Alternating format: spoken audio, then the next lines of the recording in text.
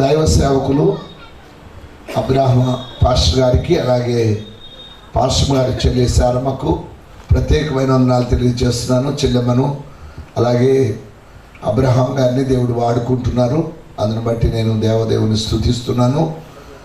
ఈ రాత్రి వాస్తవానికి నేను తాడిగడపని ప్రాంతానికి వెళ్ళాలి. అందుకని నేను కాసేపు వాక్యం చెప్పి ముందు వెళ్ళిపోతాను. అంటే ఆయన కన్ఫ్యూజ్ అయ్యాడో నేను కన్ఫ్యూజ్ అయ్యానో తెలియదు, కానీ నేను రేపు అనుకుంటున్నాను ఇక్కడికి. అయితే నేనేమో ఈరోజు విజయవాడ ఎప్పుడో డిసెంబర్లో నా దగ్గర డేట్ తీసుకున్నాను. అందువల్ల కాస్తంత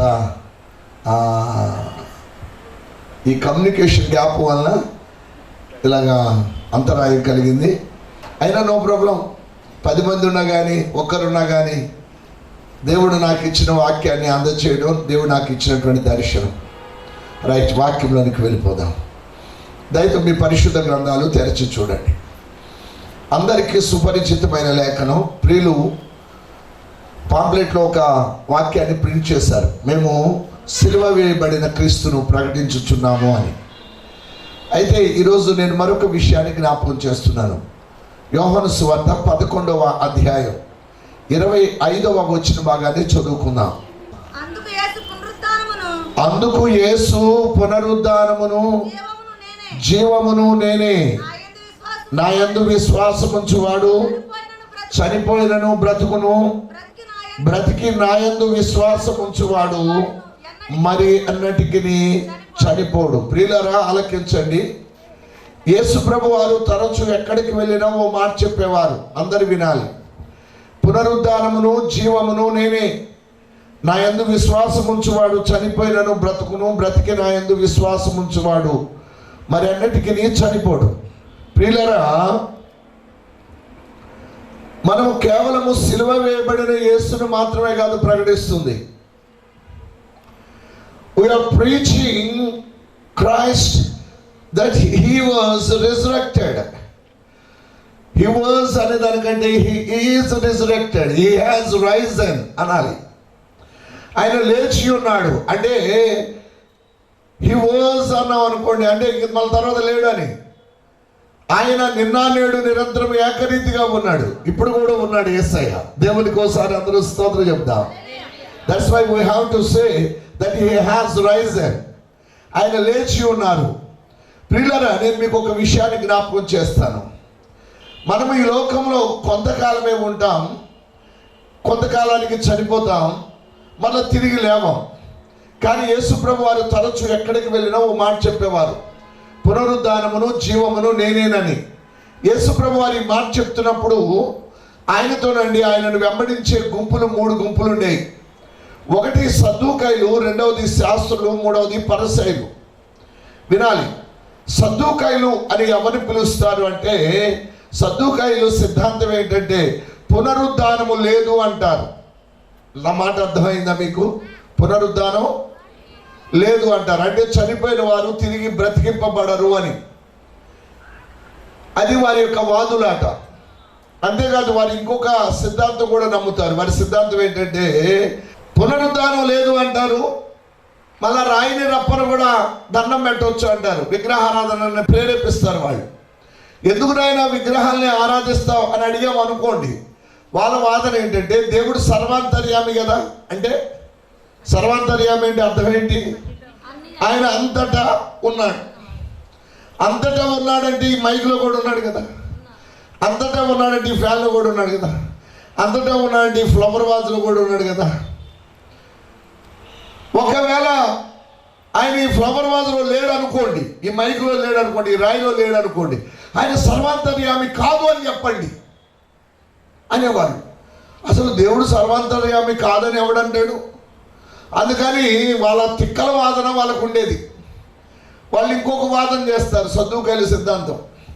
మీరు తర్వాత చదువుకోండి, అపోస్తల కార్యాల గ్రంథంలో ఉంటుంది, దేవదూతలు లేరు అని చెప్తారట. ఏంటి? దేవదూతలు లేరు అని చెప్పాడు సద్దూకాయలు అంటాడు. దేవదూతలు ఎందుకు లేరు అని అంటే వారంటారు దేవుడు అంతటా ఉన్నాడు కదా. ఇప్పుడు ఆత్మకూరులో అబ్రహాం పాస్టర్ గారి దగ్గర దేవుడు ఉన్నాడు, తెనాల్లో పరిశుద్ధరావు పాస్టర్ దగ్గర దేవుడు ఉన్నాడు. ఇప్పుడు పరిశుద్ధరావుతో ఏదైనా మాట్లాడాలంటే అక్కడ నా కుమారుడు పరిశుద్ధరావు అని మాట్లాడేయచ్చు.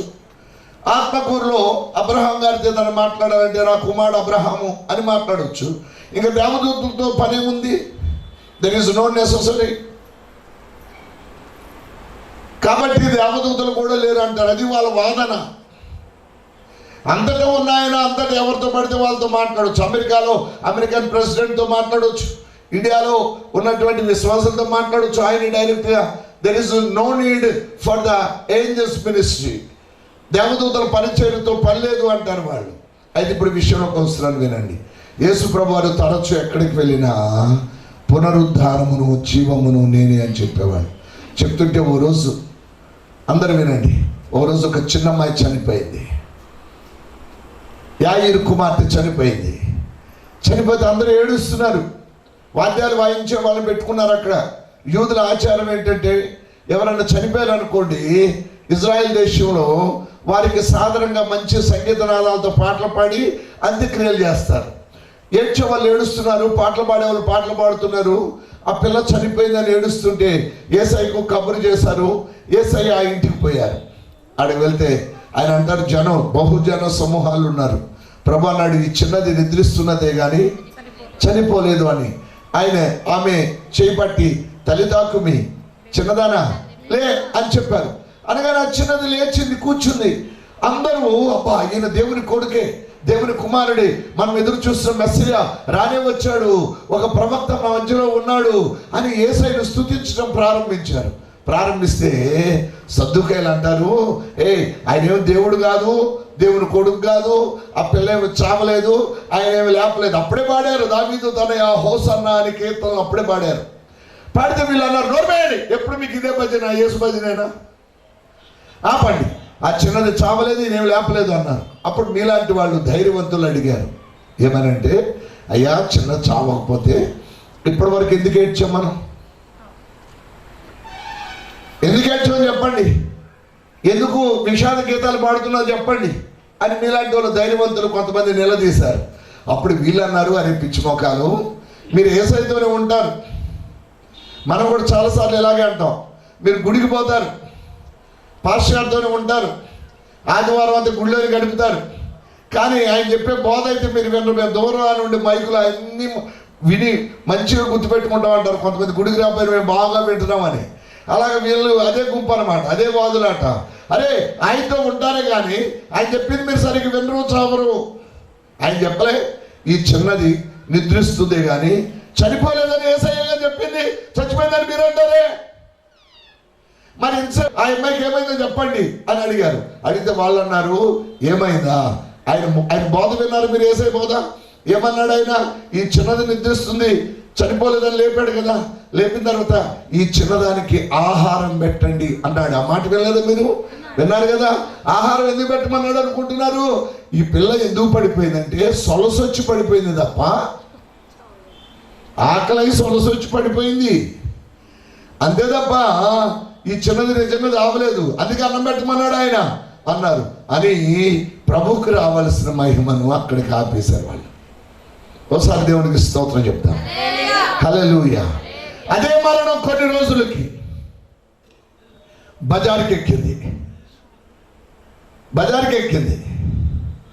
అది ఒక విధవరాలి కుమారుడి మరణం. యవనస్తుడు చనిపోయాడు, తల్లి ఏడుస్తుంది, పాడి మోసుకుంటూ పోతున్నారు. అప్పటికి చనిపోయేది రెండో రోజు. సమాధికి తీసుకుపోతూ ఉంటే ప్రభు ఆ దారిని వస్తున్నాడు. ఆ తల్లి ఏడుపు చూసి పాడని దించండి అని చెప్పి పాడని ముట్టి చిన్నాడా లే అని చెప్పగానే వాడు లేచాడు.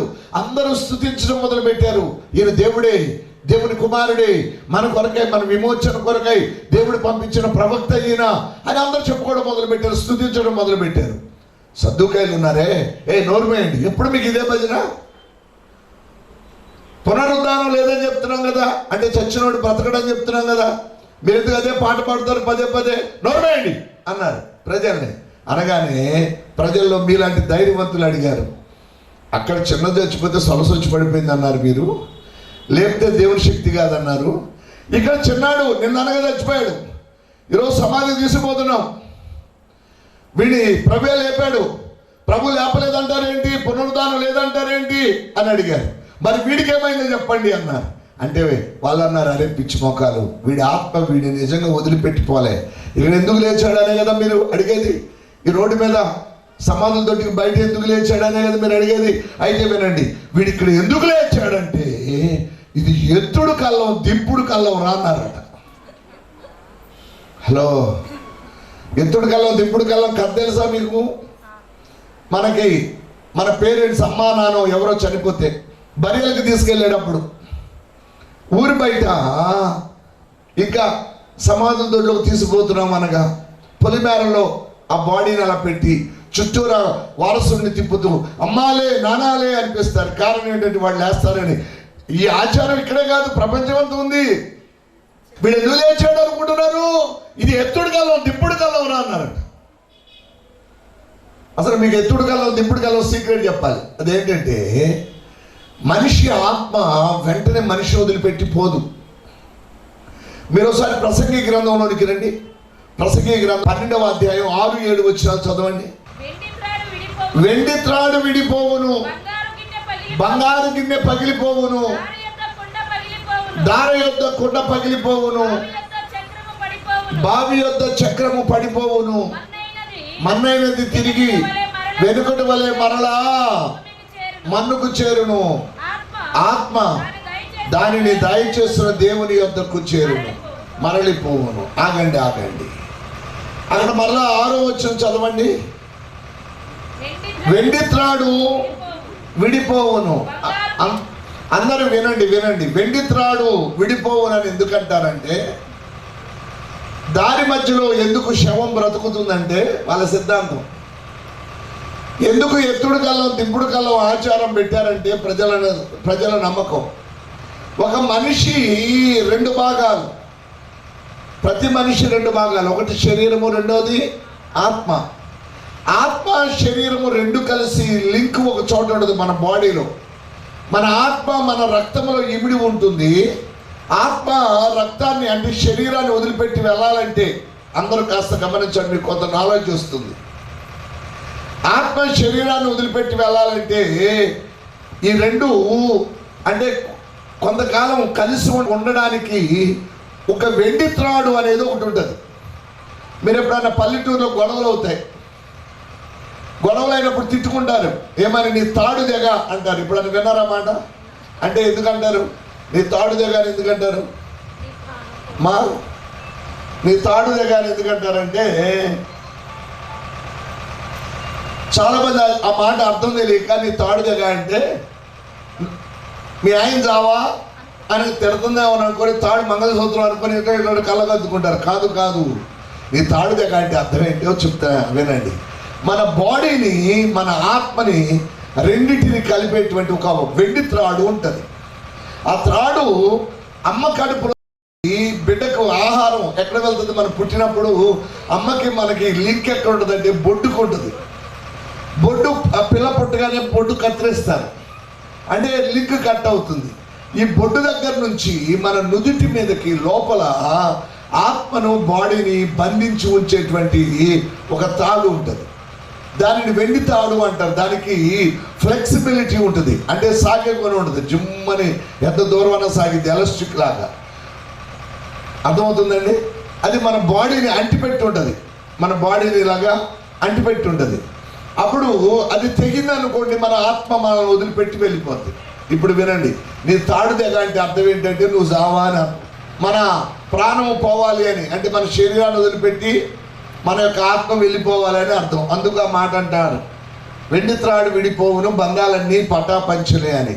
సరే, ఇప్పుడు అలా ఉంచే విషయంలోకి వచ్చేస్తున్నాం. వినండి, ఆ మార్గ మధ్యలో వీడు లేచింది, వీడి ఆత్మ వదిలిపెట్టి ఇంకా పోలేదు, అందుకని మళ్ళీ వీడు బ్రతికాడని వాదించి దేవుని మహిమను కొట్టేస్తారు. కొన్ని రోజులకి ఆ మరణం సమాధిలోకి వెళ్ళింది. అది లాజరు సమాధి. ఒకసారి అందరు గట్టిగా దేవుని స్తోత్రం చెప్తామా? అందరు గట్టిగా చెప్తామా? హల్లెలూయా. ఆ ఇంట్లో లేపితేనేమో చిన్నదానికి లేపితేనేమో సొలసొచ్చి పడిపోయింది అన్నారు, అందుకు లేపాడు అన్నారు. దారిలో లేపితేనేమో ఇది ఎత్తుడు గలం దిప్పుడు గలం అన్నారు. అందుకే యేసు ప్రభు వారు రోజు లాజరు ఇంటికి వెళ్తూనే ఉండేవాడట. ప్రియమైన స్నేహితుడు లాజరు, మన స్నేహితుడు నిద్రపోతున్నాడు, లేపుదాం రండి అంటాడు యేసు ప్రభు శిష్యులతో లాజరు చనిపోయినప్పుడు. అయితే లాజరు చనిపోయినప్పుడు 4 రోజులు ఆలస్యంగా వెళ్ళడానికి కారణం ఏంటంటే, ఈ లాజరుని వెంటనే లేపితే వీడికి ఏదో సొలసొచ్చి పడిపోయాడుగా నిజంగా చావలేదంటారు. అయితే తన పునరుద్ధానపు శక్తిని లోకానికి చాటించడానికి ఆయన 4 రోజులు ఆలస్యంగా వెళ్ళాడు. అందరం ఒకసారి గట్టిగా దేవుడికి స్తోత్రం చెప్తాం. పునరుద్ధానమును జీవమును నేనే. వాస్తవానికి ఆయన మరణాన్ని జీవంగా మార్చగలడు. లాజరు మళ్ళా కొంతకాలం తర్వాత మళ్ళా చచ్చిపోయాడు. చాలా మంది యేసు ప్రభు లేపితే బ్రతికిన వాళ్ళు ఉన్నారు, వాళ్ళు మళ్ళా చనిపోయిన వాళ్ళు ఉన్నారు. బ్రతికిన వాళ్ళు, బ్రతికింపబడిన వాళ్ళు మళ్ళా చనిపోయిన సందర్భాలు ఉన్నాయి. లాజరు అండి బ్రతికింపబడిన తర్వాత తిరిగి 30 సంవత్సరాలు బ్రతికాడు. లాజరు బ్రతికించాక మళ్ళా 30 సంవత్సరాలు అతడు బ్రతికి మళ్ళీ తర్వాత చచ్చిపోయాడు బ్రతికింపబడిన తర్వాత.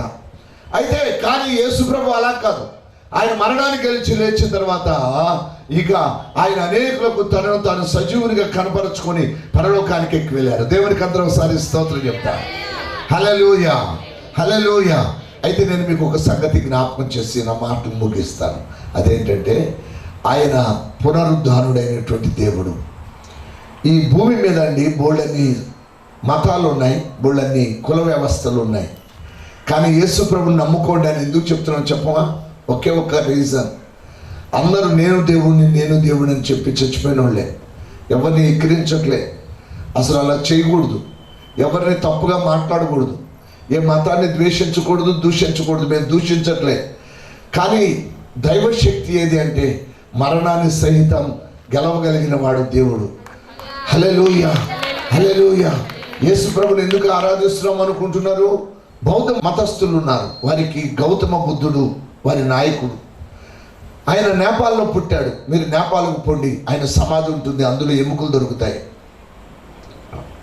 మహమ్మదీలకు ప్రవక్త ఉన్నాడు, మహమ్మద్ ప్రవక్త. ఆయన పుట్టింది మక్కాలో, చనిపోయింది మదీనాలో. మీరు మదీనాకు పోండి, అక్కడ ఆయన సమాధి ఉంటుంది, తవ్వితే ఎముకలు దొరుకుతాయి. దేవుని బిడ్డలారా, కమ్యూనిస్టు నాయకులు ఉన్నారు, ఏ మతం లేదని చెప్పేవాళ్ళు, కమ్యూనిజాన్ని నమ్మేటువంటి వాళ్ళు.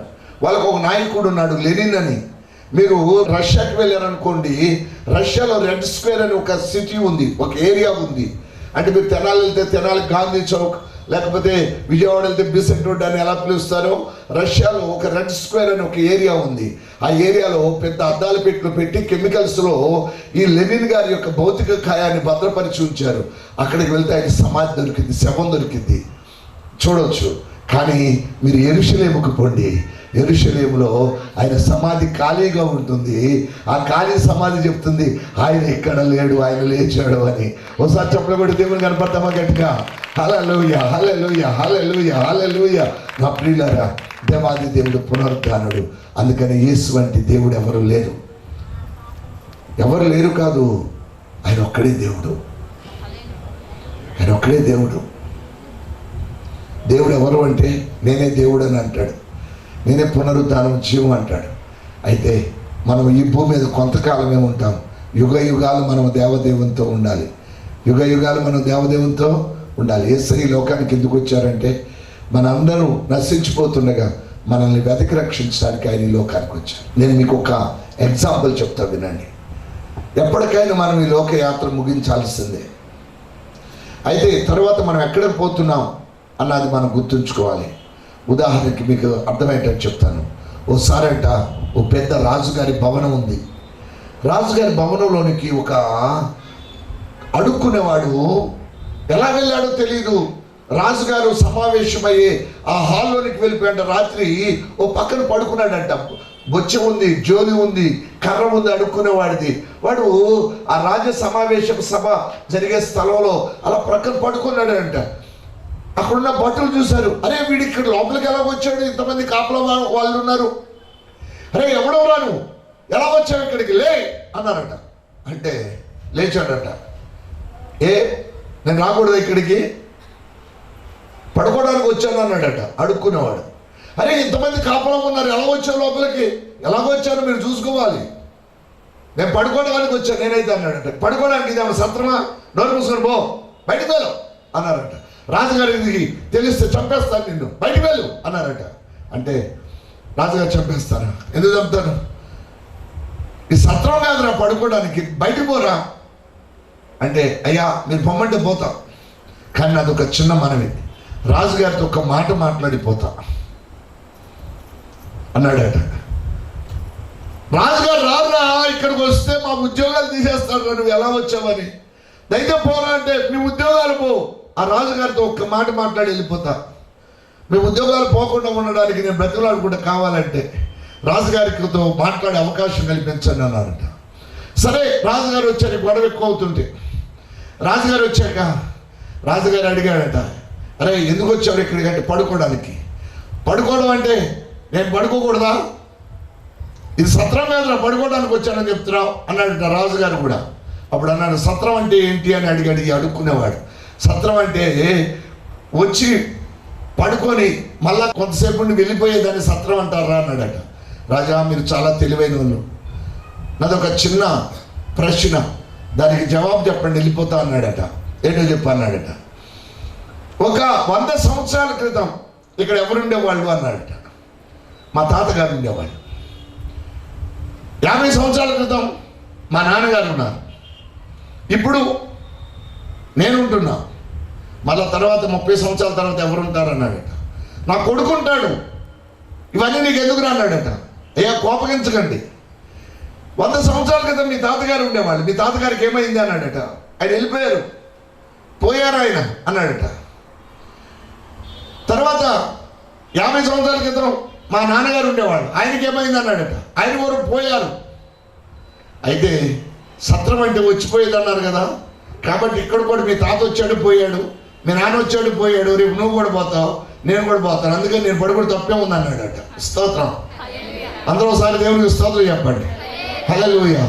రాజా ఏమనుకోవద్దు, నన్ను క్షమించండి, మీకు ఎదురు చెప్పేవాడిని కాదు, అందరం వచ్చిపోయే వాళ్ళమే, కానీ పోయే స్థలం ఏదో కాస్త తెలుసుకోండి. పోయే స్థలం ఒకటి ఉంది. ఒకటి దేవుని భయం కలిగి ఉంటే పరలోకానికి పోతాం, లేకపోతే నరకానికి పోతాం. దేవుడు అని ఆయన ఉన్నాడు, మన అందరినీ సృజించిన ఆయన. అది మన సొంత ఊరు పరలోక పట్టణం. అక్కడికి నేను వస్తాను, మీరు కూడా రావడానికి, మీరు నరకానికి వెళ్లకుండా ఉండడానికి సువార్త చెప్పాలని వచ్చాను. దయతో తప్పైతే నన్ను మన్నించండి, మీ పదావి వందనం చేస్తాను అని చెప్పంట. వాడు కాళ్ళకు పోయి ఇలా దండం పెట్టి వెళ్ళిపోయాడంట. ఆ రాజుగారి మారు మనసు పొందాడట. దేవునికి స్తోత్రం. నా ప్రియులారా, ఈరోజు జ్ఞాపకం చేస్తున్నాను, మన ఈ లోకంలో కొంతకాలం ఉంటాం. ఇది సత్రం లాంటిది, మన సొంత ఇల్లు పరలోక పట్టణం. అక్కడ ఉండడానికి హక్కును సంపాదించుకుందాం. అట్టి గొప్ప కృప దేవుడు అందరికీ దయచేయను గాక. ఆమేన్. అందరూ లేచి నిలబడండి, చిన్న ప్రార్థన చేస్తాను. మన 2 చేతులు పైకెత్తి దేవదేవుని స్తుతిద్దాం. మహోన్నతుడా, ప్రేమ కలిగిన తండ్రి, జీవాధిపతి, మీ బంగారు పాదాలకు వందనాలయ్యా. ఈ రాత్రి దైవ సేవకులు అబ్రహాం పాస్టర్ గారు, అలాగే చెల్లి శారమ్మ సిస్టర్, వాళ్ళు ఆత్మరక్షణ కొరకై ఈ ప్రాంతంలో పనిచేస్తున్నారు. వారి పరిచర్యలో చిన్న పాత్రగా నేను కూడా కొంచెం సేపు పనిచేసే భాగ్యం అల్పునైన నాకు ఇచ్చినందుకు వందనాలు. మీ బిడ్డల ప్రయాస వ్యర్థం కాదని, ఇక్కడున్న బిడ్డలు అనేకులు నాయనా సొంత ఊరు పరలోక పట్టణం అని ఎరిగి అక్కడికి చేరడానికి మీరు మీ కుమారుడైన క్రీస్తు ప్రభుని లోకానికి పంపించారు.